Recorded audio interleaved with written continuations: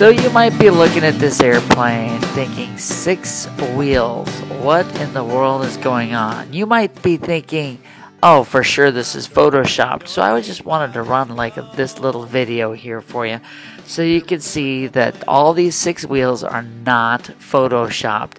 This is a fully functional airplane. It is really quite exceptional and unusual.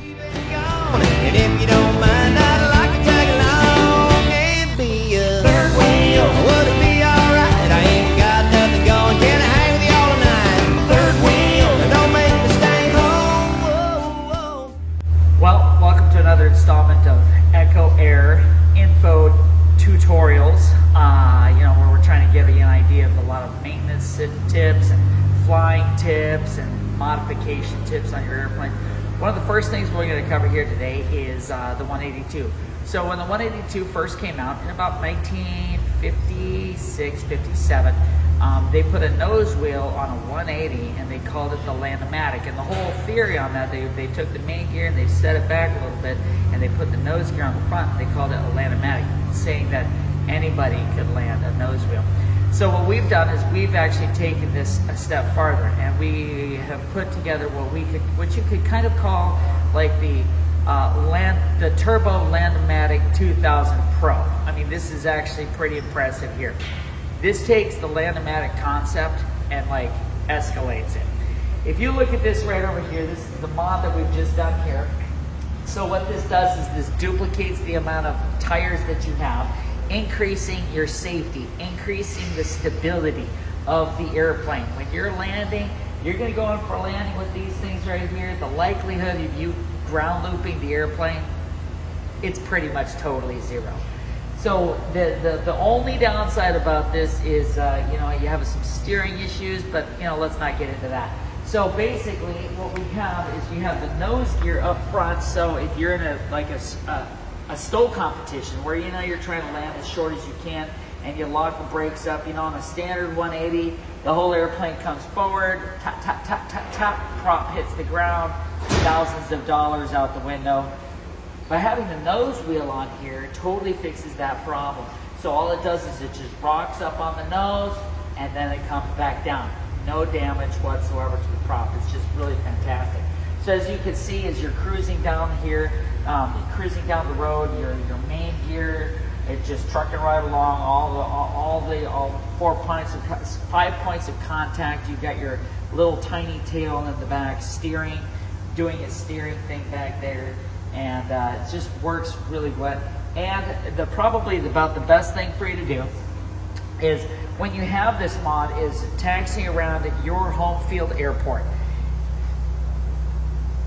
Nobody out there is going to have an airplane like you. So you talk about a head turner. I was thinking about taking this thing to Oshkosh because, when you're driving down the taxiway in this thing, everybody's watching. Everybody's watching.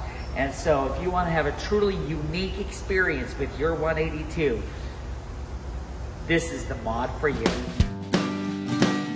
Well, all joking aside, this airplane did start its life out as a 182 with that super spiffy Land-O-Matic nose gear planted up front. But we wanted to convert it over to a tail dragger. So, first thing we do, of course, is we pull the wings off and then we start tearing into the flooring to get in those landing gear castings. Some folks say that the airplanes, the early model 182s, had the gear castings already installed, but that's actually not really true. They had the holes for them, but the gear castings aren't there. So you go in there, you stick those gear castings in, and you change out the upper and the lower skins and with thicker skins, and you rivet it all back together again. It's quite the job with a little placket here and a little placket there, and then presto, you're ready for some gear a little farther forward than the normal 182 is. Next, of course, comes the tail. If you're going to convert the airplane over to a tail dragger, this is an important part of the puzzle. First thing, you rip it all out. Then you set it up on the good old workbench and you start your sheet metal project. You rivet this casting in, you rivet that casting in, then you slap it back on the tail.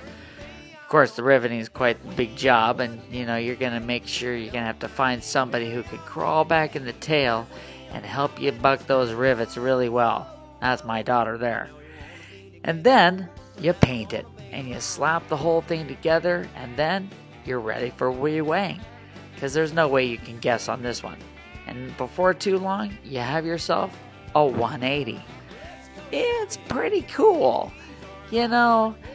The nose wheel is pretty nice, but there's a reason they call it conventional gear. There's nothing like a tail dragger.